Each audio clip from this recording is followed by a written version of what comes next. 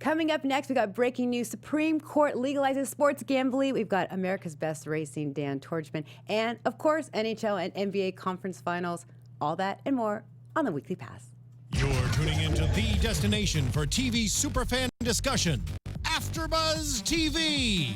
And now, let the buzz begin. Becky, I like this song. Yes. Did you surprise me with this? I love me some Cardi. What can I say? Welcome back to the Bonnie Jill Weekly Pass. We're so glad to be back here on a Tuesday, sunny California. So good. And I'm here with my fabulous co-host. You can find me at BJ Laflin on Twitter and at Bonnie Jill on Instagram and Facebook and at BJL Weekly Pass on Twitter. And you can find my lovely co-host, just in case you don't know by now. In case you don't know, you can find me. I'm David. Hi, nice to meet you or see you again. You can find me at David H. Bloom on both Instagram and Twitter. A lot to talk about today. That's right. Hey guys, what's up? Thank you for joining in the live chat. I am Becky Sotero. You can find me at Becky Sotero on all social media. Join us. We want to have questions from you about the recent gambling legalization in sports, and then also like horse racing. Our guest is going to be able to answer all kind those of break questions. all that down. So anything, it doesn't matter. Don't be shy. Like if you have a question because you're just not sure about that arena, right? Give us a holler, and hopefully Dan or one of us can kind of help you out. Right. We've got some people watching already. Awesome. Hi guys, what's up? So before we get into obviously the big news with the sports betting, let's talk a little NHL. Yes. A bit of NHL. So the Golden Knights and the Jets, they are tied. Yep, they sure are. 1-1. 1-1. One apiece. Yep. That's series. What's going on? I mean, I've been calling it the Wild Wild West because it's legitimately what it is. Neither franchise has made it into the Stanley Cup final, so this is going to be huge no matter who comes out of it. It's a battle between essentially who wants it more because the Jets are the underdog. Everybody's kind of thinking Vegas is going to just come running with it.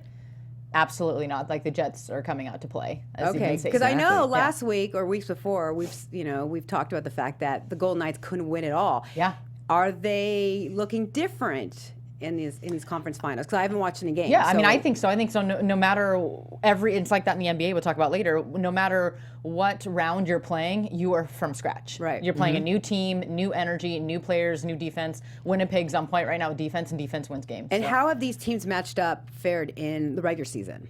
Well, the Golden Knights were number one in the West for the entire season, essentially. So the Golden Knights again are the ones that are the favorites, if you will. But that's why I think Winnipeg could slide in a little bit. They could, yeah. No, I definitely agree. I just love it because it's two storylines. Like it's two teams that you never thought would make it to the Western Conference Finals. Like if I said to you, all right, the team from Vegas, their inaugural season, they're coming in, they just drafted from all the players that the other teams didn't want. They're going to be matched up with the team that a couple of years ago was terrible. And they were talking about Fleury a lot because Fleury was with the Penguins, won a couple Stanley Cups. He was so strong. I mean, one of the best goaltenders like Jonathan Quick for the Kings.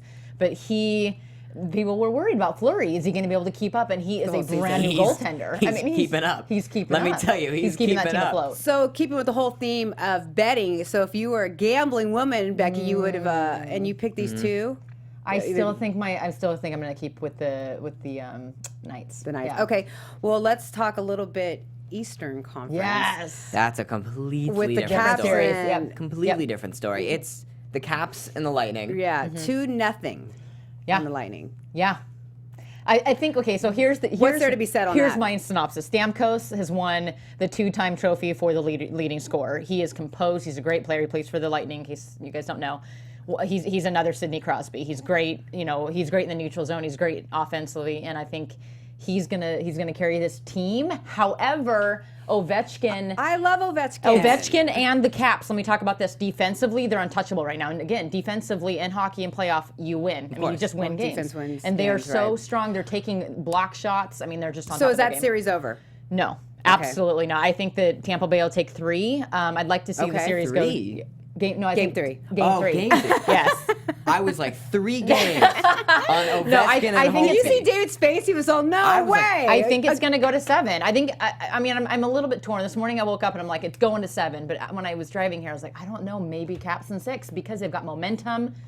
I don't know, but can they keep it going? They got to do the game-by-game play. They have to take every game one game at a time. That's how you work the playoffs, though. So do you agree, David, with Becky in regards to the Caps? series, that the Caps are going to win, Oh, for but sure. the Lightning are still going to be competitive? I think because the Lightning, I mean, they made it here. They're a great team. Stamkos is really good. Yeah. They have nice offense. They just can't get. They're not going to get past No, that Caps team. but I do want to say, I just want to give a couple stats that I found kind of intriguing. The Caps are terrible in terms of points on the net right now. So Tampa Bay, 32, Caps 21, and a 4-2 victory, game one.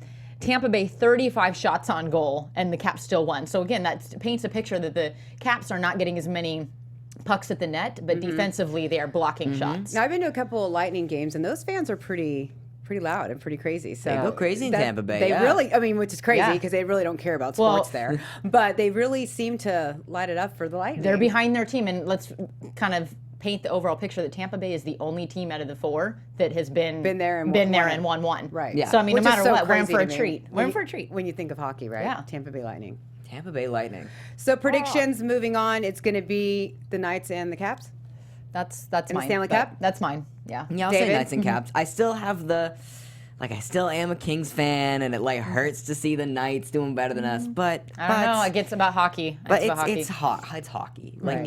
it's such an amazing story. I'm gonna say Caps Knights. I want. And Caps I like Knights. the storylines for both those with Ovechkin. I can't- And then with the Golden Knights, I think Honestly- there's so many storylines, so many features that you're going to see, and I think that's going to be fun for hockey fans and people like myself who aren't true hockey fans, but will want to watch because of the matchup. Well, can you imagine? I mean, we've never had two teams that have never won a Stanley Cup in Right. the final. I mean, well, since the Yeah, 1960s. So I think that's good for the NHL. huge. that's amazing for the And NHL. don't you want more viewers? You want people to Of watch course. the Yeah. Stanley Cup that normally wouldn't. Of course. Yeah, So of I think course. it's good. Now we all know now that the U.S. Supreme Court overturned, this sports betting across the country, and how this impacts everything. Yeah. I mean, Yeah. it really is huge. And if you look on Twitter, and that's all people are talking about, is how this is going to affect the NFL, the NHL, NBA, horse racing, you name it, NCAA. Oh, I mean, huge. it goes on and on and on, and it's kind of crazy if you really think about it. That there's going to be, people are talking about you walk into a stadium and you could bet third quarter on a game, or where you could gamble right there in the arena or the stadium. Tell me that's not wild. That's incredible. It's wild. I mean, we can't ignore that gambling's been going on under the. And I don't know if people know, shelf here. 97% of gambling is illegal. Oh. Through bookies I believe it. or I believe offshore, it. or offshore betting. Oh, of course. I believe it. And if they tax that, there could be some good, there's some pros, to everything. I have a as well list as of cons. pros, Yeah. literally. Go, what are your It'll pros? stimulate economy, That's what I said. That yeah. generate revenue for states, the sporting bodies, the broadcasters, and athletes. Right. And also, millions of Americans will seek to bet in sports in a safe way. So I think that's the biggest thing. Is when I you're- think it's good. when I'm you're- going to be honest. I love it. Yeah. That's the first thing I said to my father is economy-wise. Yeah. I think it could help, whether, it's pushing into all these different cities, whether it's, the homeless situation or it's education or schools or, what I'm saying? There's so many things. I Right. can go on and on Yeah. that it can help each Well, state. And no matter what, when you're peddling a vice, Right. people are going to want to do that illegally. And I just think it's opening it up to being legalized is just going to make it so much more Just attainable like with the for everybody. marijuana situation in California, when you're taxing it and the money, and Amen, sister. I know there's going to be a lot of people, the negatives of okay, now are there going to be games that are going to be fixed? Are receivers going to Integrity. protect? Yeah, or Integrity. players. I'm not going to say they would, but certain players, they accidentally they don't That was catch, my they don't question catch for the, you. in the end zone because now they know the spread. I don't want to say that. I'm just saying there are a lot of things that could happen, right? just- Potentially when you're yeah. talking big money now. But We're that not was my talking about a little bit question of for money. you, Bonnie Jill, is this is a huge deal. Integrity. How is this going Integrity. to, how is this going to maintain, how are they going to maintain and how is there not going to be secret behind the scenes things happening? I know. And how do you, I know it's legalized because there's going to be so many different things, but how do you really make sure that Monitor it. that every I's, and every T's crossed? And you know what I'm talking about? Because Oh, there's going I to be some do. little shady stuff, I feel There like, will still be. going on. I think I'm agreeing with you. I think it's Yeah. nice. I think it's going to be good it's going to encourage more people to want to watch sporting events and I'm not saying gambling's an amazing thing, but it's going to now go through the states and it's Right. going to create the economy, generate revenue. But there's that trust factor of the Right. players And you go back to maybe like a Pete Rose situation, which, you know, I'll go all day that I still Yeah. think he should be in Cooperstown today. But there are going to Definitely be, agree. right, but there, you know, there is going to be a lot of, there will. you know, Becky nailed it with integrity of certain players or coaches or, I don't know, front office, you know, that you wonder what's going to happen. I mean, when I worked for the Los Angeles Lakers, we actually had to sign a whole statement talking about that we wouldn't gamble. You could, you know, I mean, that was front office. I wasn't on the court. So it's just weird how times have, you know, really changed. Sure. You know? Sure. And money-wise, I think it could be good, though, for each state, you know? And then you look at the Indian reservations, and now they're going to have, like, their sports book. And I mean, exactly, really yeah. look about it. It's Yeah. going to be everywhere. But the outpours at the smaller casinos are upset because they're like, well, we're now, especially Nevada, now we're losing. Oh, the, you course. wonder know, how that's going to affect Nevada. That's That's a good one of my question for you, guys, questions, Dan. You know, yeah. I'm kind of curious to see how it's going to affect just everything. And then you look at the, you know, the NFL, because they've been very against this from the get-go. And then you look at the players' unions, their statements. I think a lot of what ifs, because no one's really sure. I mean, it just got overturned yesterday, so it's really a lot of what ifs. Yeah. Oh, we're very much like in the dark. We don't I'm really even know. in the dark about a lot of questions. It's uncharted territory for sure. Oh, yeah. it's so new, and like stuff. I know there's stuff like DraftKings and FanDuel Of and all that course. stuff where you put in money and you can win actual money by playing Right. fantasy. I mean, it's different than putting in a $5 buy-in to a Right. fantasy league at the beginning of the year. But like this stuff that I know is being like, not illegalized, if that's a word, in many states, and Right. now it's. I mean, sports gambling legal. It's a lot of that's going to change And as well. state by state, you wonder how a state like California is going to do in, you know, differently than Texas, or you know what I mean? Yeah. It just makes me Yeah. wonder, like state by state, Well, and how the- it's gonna be. And look at like even Oregon, we have barely we have the Blazers essentially in the Portland Timbers. So you look at states that don't even have teams. How is that going to generate as well? So We've got Dan. yes, Hello. Hey, Dan. We're so happy to have you. We've got Dan on the line right now, America's best racing correspondent, and you know the guru when it comes to handicapping, betting, and everything. And we were just talking about Dan. This Supreme Court situation is just kind of crazy, like trying to wrap our heads around everything. You know, I'm sure you probably have a little more of a handle on it than us, but. How does this, let's just start from the beginning. How does this affect just sports, you know, gambling in general and the horse racing? Will it hurt horse racing for betting wise, or, you know, the pros and cons of that? Yeah, it's a good question. I mean, I think a lot of it, I mean, you're not the only ones trying to wrap your heads around it. I think a lot of it remains to be seen. You know, sports gambling has not been legal here, so we don't know how it's going to play out, and it might play out differently from state to state. So I think the prime example that everyone's looking at is New Jersey, because there's Monmouth Park there. Right. And Monmouth Park has been planning for this. Monmouth Park has built the infrastructure. They've built a facility in partnership with William Hill, which is a big bookmaker in Europe. And so they've got the infrastructure. And so the word is at Monmouth Park, what they're going to do is within the next couple of weeks, supposedly, be open for business. So you could go in and bet on sports. And so, you know, we'll see how it plays out there. But yeah, their projections are they're going to take in about $1 billion of sports betting a year in New Jersey. And so obviously the thought is they would take a portion of that money and they put it back into the racing product, which would be great for horse racing. Additionally, you'd be going to Monmouth Park to make your bets. And so presumably, if you're somebody who loves betting, you love, you know, you want to bet on a baseball game or a basketball game, you go to Monmouth Park, and what you'll find is that there's horse racing, and you'd be like, oh, cool, there's horses, we could bet on this too. And unlike betting on a sports game where you're getting essentially one-to-one betting a line with horse racing, as you know, you might like a horse that you might get 10-to-1 odds on or 20-to-1 odds on. And so it's exposure to, I think, a new type of sport, a new type of bettor that potentially could, you know, expand horse racing's betting base. So that's why people in the racing industry, I think, are a bit excited about it. Yeah, Dan, it's funny you say that. I was speaking with my father about that, and we were wondering now, like, you know, people who are in the sports book who normally maybe would just be gambling on, you know, the typical baseball, football, basketball, are now going to start betting on the ponies because now it's opening up a whole new world. So I think it's actually going to be good for horse racing and put more money into the horseman's pocket, wouldn't you think? Yeah, no, I mean, that's certainly the goal and the hope, but these are like fast evolving times, right? So like this stuff is new for everybody. So state to state now, everyone's scrambling.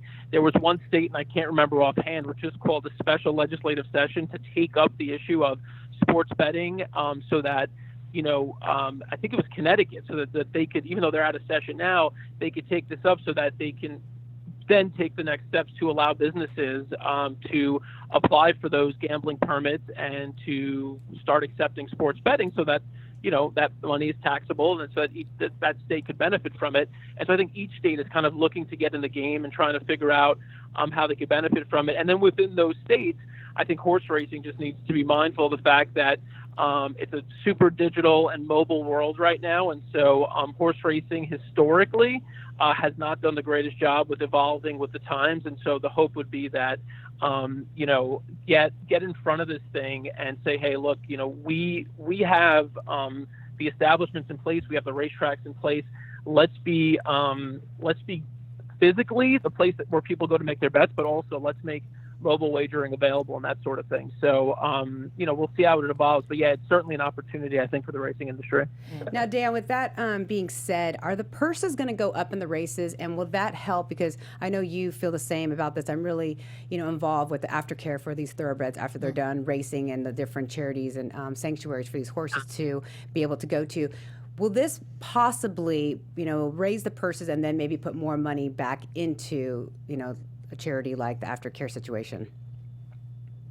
Yeah, you could only speculate that the tracks that will start accepting and the states and the jurisdictions that will start accepting sports wagering will earmark a portion of that money to go back into purses, and in turn, and potentially connected or even separately, have a portion of that money go into aftercare. But it's hard to tell. I mean, there's certainly more awareness right now within racing as an industry that aftercare is vital to any sort of survivability and any terms of success and any form of success or growth of racing.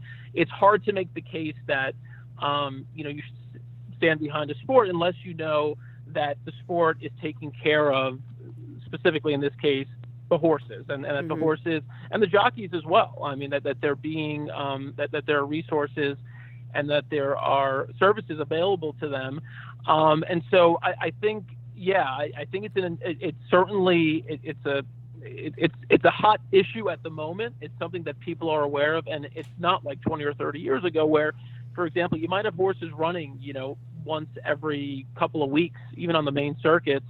Now you see horses are run a lot less often, the bigger tracks especially.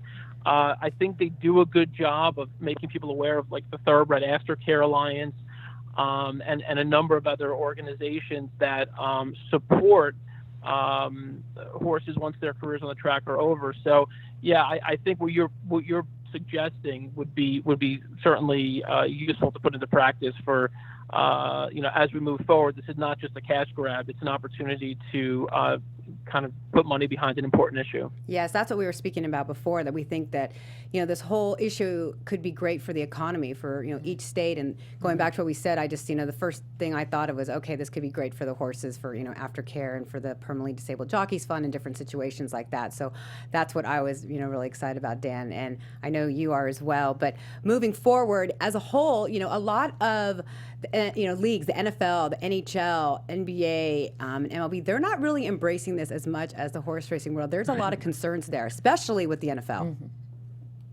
Right. Yeah. I mean, look, and the leagues that you mentioned specifically, obviously they fought the overturning of this bill, which made it illegal for individual states to take wagers, with the exception, of course, of Vegas. Look, it's understandable, I think, from a sports ethics standpoint, why you would have concern about it. But the reality is there are so many different, we talked about the mobile world we live in, and the fact that everyone right now either has an account, whether it be offshore or they have bookies, quite frankly, or they're betting on sports anyway. So the people who really, are kind of motivated to wager on sports are wagering on sports. it just got to the point where I think between, fantasy gaming, with, FanDuel, DraftKings, and so on, and there's just a realization that nationally we've reached a point where, we allow people to make decisions about a number of different things, including their alcohol consumption.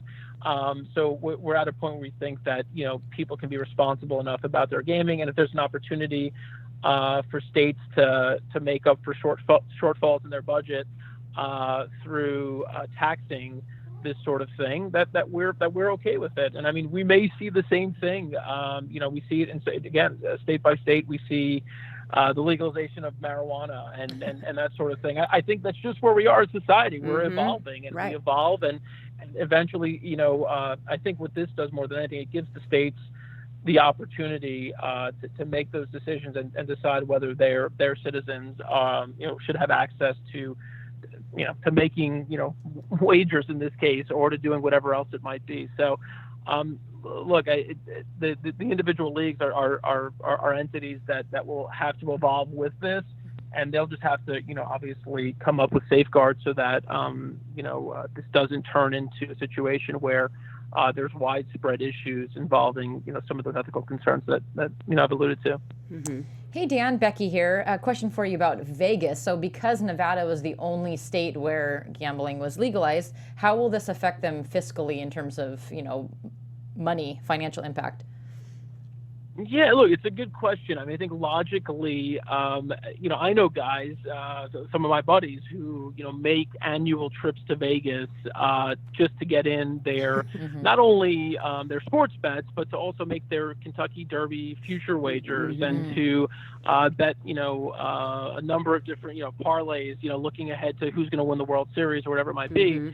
I think for that person who's going, or those groups of people who are going there strictly for that, I mean, they'll have other avenues to wager now. But I think Vegas as a whole, I mean, it's a tourism destination, right? So you go there, you watch shows, you go out to dinner. I mean, I think it's built itself up over time as a destination for families, for couples. And it's more than just, a couple of bros, trying to make some sports bets, and moving on. So there's a lot to do in Vegas. So on the whole, I mean, although I need a crystal ball to tell you how Vegas is going to do. I mean, I don't think this helps Vegas, but I don't think it significantly hurts Vegas either. Sure. Well, we were also chatting before the show about how integrity will remain. I mean, I guess I'm just personally a little scared that with this new ruling, is there going to be stuff happening behind the scenes? I know that the NBA vice president is extremely upset about this, and he's saying, hey, we're bringing the sport, we should be compensated. So you touched on it a little bit before, but I mean, what's your take on that, about these teams getting compensated, even 1%? Yeah, I mean, look, I know far less about the financials and the organizational makeup of NBA teams than I do, a horse racing barn. So I don't know specifically, kind of what's needed and what the function would be of taking a percentage. But I could say in terms of integrity that I've known people who've worked for NBA teams, and I know specifically as it relates to wagering that even when I've been in situations where I've gone to Vegas with my friends, my one friend in particular who I'm thinking of, who worked for a team on the East Coast who I won't name, but he was adamant, and he's a guy who, we had a lot of fun. We did a number of things today. We drank, we went out, we partied, but he would not, under any circumstances, make a wager on any basketball game. Sure. And so I think the fear of God is put in most people who work for NBA teams or any other pro teams, to where it's a risk not worth taking, let alone whether that there's any sort of conspiracy going on. Just on a regular day, it's just not worth kind of taking that kind of risk, because it would give the impression that potential impropriety. So I don't see these issues being wide. I think the leagues have individual safeguards, and I think they'll just probably toughen them up and just kind of make them even stricter. Sure. Letting the people who work within those organizations know you just cannot mess with this. Sure. Yeah. Hey Dan, David here. Hey, David, how are you? I'm doing pretty good. Nice to meet you. Good to meet you too. Good. Yeah. I know Becky just talked about integrity and gambling from inside the organization, and I don't think I could leave the studio today without bringing it up. I think it's a huge deal. A lot of sports history in the baseball world. I being who you are and what you do, I need to know your thoughts on now with this new law overturned. How is this going to shift the public eye on Pete Rose? You know, it's interesting that you say that because I actually had that thought a little bit earlier. I don't think at the end of the day, I mean, the key, sort of the key knock and the key blow to Pete Rose and his reputation revolves around the fact that he bet on his own team. And so I think, looking back, yes, he bet on a lot of other things, but, the thought of betting on your own team in terms of public confidence, I think that relays something that whether it be today, 40 years ago, or 40 years from now, will still be something that people will frown upon. I respect, and I always have respected. I kind of grew up sort of toward the tail end of Pete Rose's career, and I always thought of him as obviously a phenomenal baseball player. But at least as I'm concerned, as far as I'm concerned personally, and I know this has been a debate amongst the sports writers who vote in the Hall of Fame, I don't know that it moves the needle dramatically. I think if you were for Pete Rose getting into the Hall before, you're probably you're still for it, and if you were against him getting into the Hall, you're probably still against him. That's just conjecture, though. I have no clue as to whether this sort of significantly changes anything. I wouldn't think it does, mainly because of the circumstances of what the wagering involved. Mm-hmm. Now, Dan, moving on, because I know, we've already taken a lot of your time talking about this, but it's been, kind of heavily, a big thing that we are all kind of concerned about. But let's talk about the Preakness that's coming up. Now, your thoughts with Justify. Is there any horse in that race that's going to be able to kind of be a threat to Justify in winning the second leg of the Triple Crown? Yeah, that's the $1 million question. I know, but I got to ask it. Just went right to it. Look, the runner-up from the Kentucky Derby is a horse named Good Magic. He was the 2-year-old champion. As I'm sure most of your listeners know, the horses that run in the Kentucky Derby are 3-year-olds. So you only get to run once. You get to run in your 3-year-old season. Well, the 2-year-old champion was Good Magic, came back, ran really, really well in the Kentucky Derby, finished second to Justify. And so the thought is, look, he's probably his toughest competition. But it's not like a boxing match where it's just two horses head-to-head. What happens in a race would evolve from a pace perspective, meaning how other horses in the race run the race and whether they press Justify, they put pressure on him early on and kind of speed up the pace.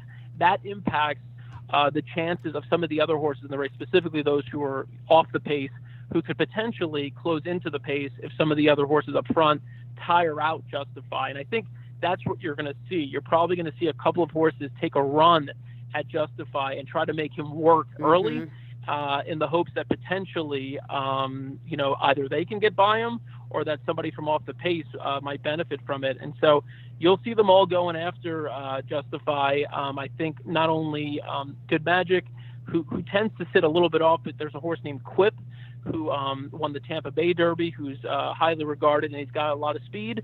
So he could be up there with Good Magic. There's also a horse named Bravazzo, who finished 6th in the Kentucky Derby.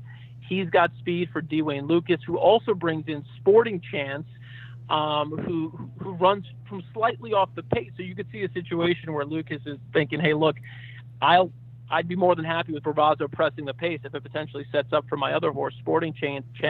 And Dwayne Lucas, you got to respect him. 6 Preaknesses, second all time, tied with Bob Baffert, who of course has Justify. So yeah, there are a couple of interesting contenders. Quip probably is the most interesting from the newer horses that didn't run in the Derby. But yeah, Justify will be tough. I think it'll be tough either way. Now, before we let you go, because we've taken enough of your time, we're going to have you back because I really want you to explain to our viewers like how to handicap and how to bet. But we took a lot of your time with the Supreme Court decision. But before we let you go, Dan, I know they don't have the post positions yet, but what is your trifecta or your exacta for the going into the Preakness? And for people who don't know, the trifecta, or exacta is first and second or first, second, and third. Sure. Mm-hmm. Yeah. So for your exacta, look, I think until someone beats him, Justify is the horse. So I think you got to use Justify in your exacta, meaning he finishes either first or second. And the other horse that I think is interesting to put him in the mix with would be a horse named Lone Sailor. He's a closer, so if the pace heats up, he can come from off the pace. And then if you're playing a trifecta, I still respect Good Magic a whole lot. So I would say in this order, I think Justify probably wins. Lone Sailor can rally from off the pace to finish second or third, and then I think Good Magic is good enough to finish second or third as well. So I would use those three in your bets. Well, I hope you're right, because if you're right, then I'll be seeing you at the Belmont, Dan, because I'm only going if Mikey's going for it. So, but I wrote that all down, so all of us are going to be betting on what you said. Yeah, right? we are. Yeah, we are. I'm taking notes. Big money. So Dan, definitely, we're going to have you back though after the Triple Crown Madness, so you can really kind of actually before the Belmont to have you kind of explain a little bit about how to bet, and then that's it. But hopefully, I'll see you at the Belmont and have fun at the Preakness. Awesome. Anytime. Look forward to being back on, and look forward to seeing you and you buying me a drink with the money that you're going to win this week. Of course. So. And then Dan, where can people find you at? Because I know you've got that great site as well as your Twitter where people can go to. Yeah, so go to America's Best Racing, americasbestracing.net. In fact, it's an educational website for people learning about horse racing. It explains to you not only how to bet, but who some of the contenders are. So go to americasbestracing.net. In fact, right now we have a cheat sheet, a Preakness Stakes cheat sheet that'll help you out. Perfect. And then on Twitter, it's at ABR Live. You can catch us there. Perfect. Thanks, Dan. Have a good night. Thanks for joining us. All right, thank you. All right, have a good one, everyone. Bye. So did you guys write that down so then when you bet big money? Yes. Yes. When I bet, yeah. Yeah. When I know. 17-year-old bet. We'll have to wait for that. Yeah. Yeah. A little A spring couple chicken years. over here. We'll put a Couple bet years. in. We'll put a bet in for you. Thanks, guys. Literally took the words out of my mouth. But yeah, there's so much. I mean, you can go Yeah. on and on with the questions about the Supreme Court. You know what I Yeah. mean? I mean, you really can. Yeah. I mean, because there's so much, and I think it's gonna we're gonna keep hearing more. It'll keep especially, evolving. Yeah, we just gotta wait and state see. by state. I'm excited. I think it's good all around, to be honest. What are me your people in the chat room? Do they agree that it's a good thing? Yeah, I mean, it's been a little quiet in the chat room, but people are excited to talk about NBA, so we should probably dive into Yes, that. I know. 'Cause we do not have. Yeah, we have. Yeah, but we got about 10 minutes. But to this talk about. conversation will definitely keep evolving about the Supreme Court. I think because it's so Definitely. new, people are still digesting what's happening and all of that. So. Right.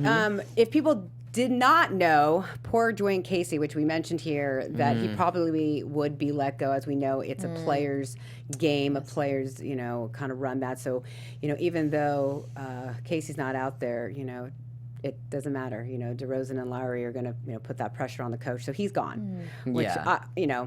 I that always upsets me when the It coach. upsets me too. I hate it. I hate it. Such a scapegoat way And to think. NBA's the worst, y'all. It's terrible. Oh, gosh, they are the worst. What's his name? Followed Jason by Kidd? NHL then. Yeah, Is and NHL then bad as well? real bad, okay, yeah. because the minute, for the NBA, we all know, right? If you're an NBA fan, the minute the team starts to collapse, it's always the coach. the coach is out. Coach is gone because you don't Put blame. realize you want to put blame. You want to find a scapegoat, and it's always the coach. But it 'cause they're bothers like, me, it oh, really bothers me. we're not doing good. Yeah. We got a 59-win season, but we got swept by literally LeBron James, one of the greatest players Right. of all time.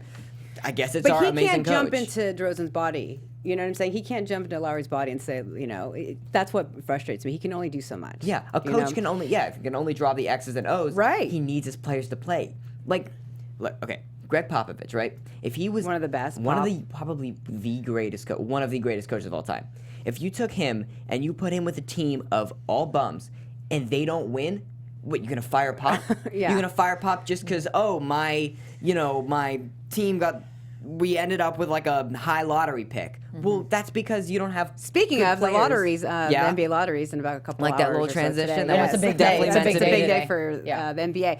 But moving on, when we're, speaking of coaches, one of my favorites, and this is coming from a Laker fan, Brad Stevens. Like I loved love him when he Brad was Stevens. I loved him when he was at Butler. Okay, so I have been a big fan of him, and really talking about a guy who can, the opposite of Dwayne Casey. He is the face of the Celtics team right now. I don't care what anyone says. I know Irving's not in the lineup right now, but he is the face of the Celtics, and he is the reason why that team has a solution and can, when it comes to anything right now, he can get it done.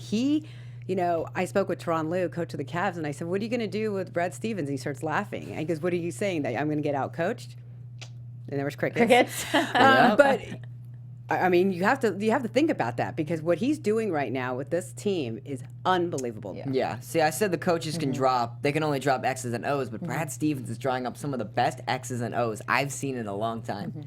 The way he plays the game, but the way he coaches the game, and like the situational basketball towards the end, having those timeouts, knowing when to trust to call them, having certain players do certain things. I know he's brought out the best in Terry Rozier, Jason Tatum, who, mind you, is a rookie. Jaylen Brown. Of course. He's getting Al Horford. Yeah, and Al Horford is lighting it up. I mean, amazing.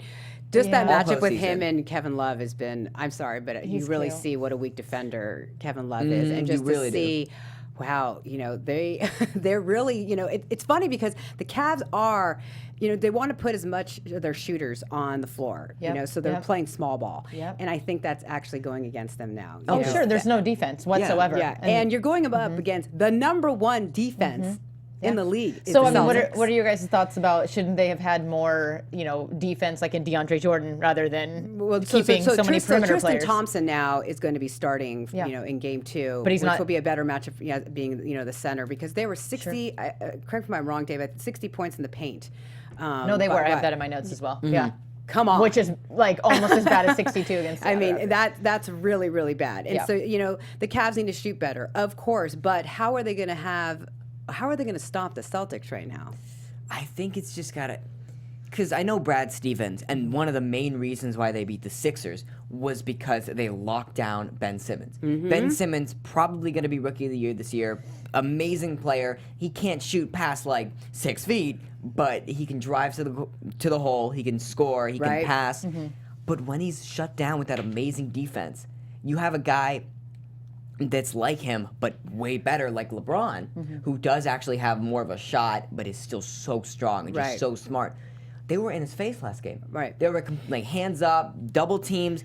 Once LeBron figures out a way and steps into the game and says, "All right, I can beat that now," then the Celtics he will. Did you guys see his like pre-warm up before the warm up today? By the way. No, I did not. He was making a statement by doing a little pre-warm up by himself with his trainer. He's LeBron. He's like, "I'm coming back. I'm coming back." And the Celtics forcing the pick and roll. Did you see that? And that was just not going well for the Cavs at all. I really could see how they just really exposed, Kevin Love and the entire, They Cavs made Kevin team. Love play basketball.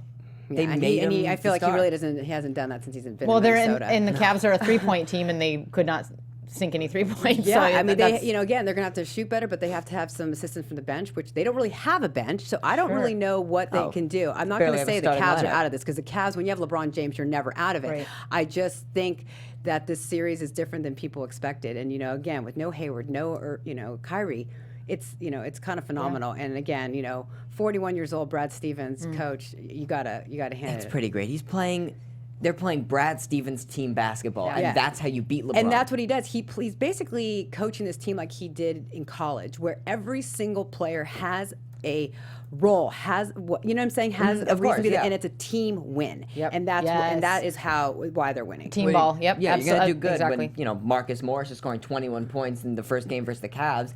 He's a guy who you normally would see in a lineup and be like, all right, he's just there for like the defense, but he's scoring. He's taking every player, and he's just getting them to produce points, and then also on the defensive end, which is the reason why they're actually up 1-0 in the series and why they just completely destroy the Cavs, is because LeBron scored 15 and 7 turnovers. Yeah, I know he was doing the thing where he sits back, waits, sees what but Brad he Stevens can't is do bringing, that but anymore, and he does that a lot, where he does sit back and then he passes the ball. He's going to have to carry this team again. Put him right on his back. So take And him that's to what the you have to do. finals. And I don't know. So game 2 predictions, and that's tonight. I do you think the think? Celtics take it at home. Okay. I'm sorry. I still think they do. I think just I don't think they have. Okay. I don't think they know what to do yet. just because I know if the Celtics do take it, it could pretty much decide the series right here. So think I'm gonna so? say LeBron figures it out this game. I'm gonna say he figures it out. I just have to. I have to. I'm not even like a huge LeBron fan, but I have to. No, I know, but yeah, and it's good. I don't see it happen. I think they take game 2 at home, and I think it's quite a series you have going there. But basically, all postseason long, LeBron has been used to coming from behind, so it doesn't make a even difference. Coach Lue especially they seems- bring it back to Cleveland for game 3. Sure, and don't you think Coach Lue's he's composed as well? Like, no, they don't seem rattled. I don't know. No, both of them are. Look at Tyronn Lue took that team, as an interim coach and won the whole championship. I know he had the team, but they're still 2 great coaches at the end of the day. Sure. So, and then you look at the Western Conference, and sorry, but there's just not a lot to say. There really isn't. You look at this, Rockets team, and they play tomorrow night, right? Yeah, they play do. tomorrow night. Yeah. That'll probably be, someone can correct me if I'm wrong, but maybe the biggest game in, almost 20 years since Hakeem Olajuwon for the Rockets. This is a huge, they need even this the win. series. And this is, the first time they really had, they had their glory days a little bit with Yao Ming, but I'm talking about, making it to the finals. It's back with, Hakeem. And so I think, even with Harden, he's trying to do too much. The guy is basically so exhausted by the end of the game because he's doing everything. Yeah, and they want more points out of him now, And too. they do. Right. He scored 41 points, and they you still want need more. They want like points out of him. 55, I think I heard. Yeah, They want- and they still want more. So I don't know. I don't think that they just don't have enough pieces. No. And you look at the Warriors. Steph's not even really coming on yet. You've Sure. got a Clay and KD, and then Green, who's just a monster right now. And then the bench. I'm sorry. You might as well just end the whole season. The Warriors are going to win this whole thing. I'm pretty So- certain they're going to win. With the team they have, and Steve Kerr, Brad Stevens reminds me a lot of Steve Kerr. The Yeah, way he does. utilizes. That would Can you be that'd be imagine that kinda nice. matchup, Yes, you guys? I would love that, but the way he utilizes every single player on the floor, the only difference between Brad Stevens and Steve Kerr is the players Steve Kerr has. They all can make the shots I he sets know. them up for. And look at Stevens doesn't even have his starting point guard. No, and exactly. look at, but I would love to actually see that Celtics Warriors matchup with everyone healthy. Well, because Amen, sister. I'd love to see him, but the thing about basketball is you can do everything right on a play. You can get the pick, you can get the, I was gonna say screen, but it's also a pick. Yeah. You can run around, you can get open, but you gotta finish. And Yeah. if you don't finish in basketball, you're not gonna get a score, and it's the same thing as chucking up a random 3. Right. It's not gonna help you if you can't shoot the ball, Right. even if you're wide open, even if it's an easy layup. Right. But It's Harden's just a had a hell of sport. a year, MVP year, and I know he wanted to try to take his team all the way, but they still need a little more help. 41, to, double-digit to loss. do it. Yeah, he can't. You're do not it doing all. it. Well, that's gonna wrap it up. I know we kind of rushed through the NBA, but there wasn't a lot to say for the No, Western it's- Conference. So Waiting we're for a gonna good go. game. I'm gonna go Warriors again tomorrow night, and then Celtics tonight. Yeah. Before we leave. What do you- Amen. I'm going to ditto that Okay. action. Yeah, I'll say Warriors tonight. Tomorrow night. Right. Tomorrow night, Warriors. So yeah. you got LeBron tonight. LeBron Yeah. tonight. Okay. It's for you, I don't buddy. know. Actually, I'm feeling Celtics throughout that series. I do LeBron is too. LeBron, but how long is LeBron going to be LeBron by himself? Exactly. game. How long can he keep doing It's a it? game, Yeah. yep. Yeah. All right. Well, that is it from the Weekly Pass. We'll be here again next Tuesday. You can find me at BJ Laflin on Twitter and at Bonnie Jill on Instagram and Facebook, and then you can find at Becky Sotero and. Yeah. You can find me at David H. Bloom That's on it, Instagram. David H. Bloom. There it is. Yeah, And you that's see it. Until next time, we'll see y'all later. Thanks, for guys. joining us. See ya. From executive producers Maria Menounos, Keven Undergaro, Phil Svitek, and the entire AfterBuzz TV staff, we would like to thank you for listening to the AfterBuzz TV network. To watch or listen to other after shows and post comments or questions, be sure to visit AfterBuzzTV.com. I'm Sir Richard Wentworth, and this has been a presentation of AfterBuzz TV. Buzz you later. The views expressed herein are those of the hosts only and do not necessarily reflect the views of AfterBuzz TV or its owners or principals.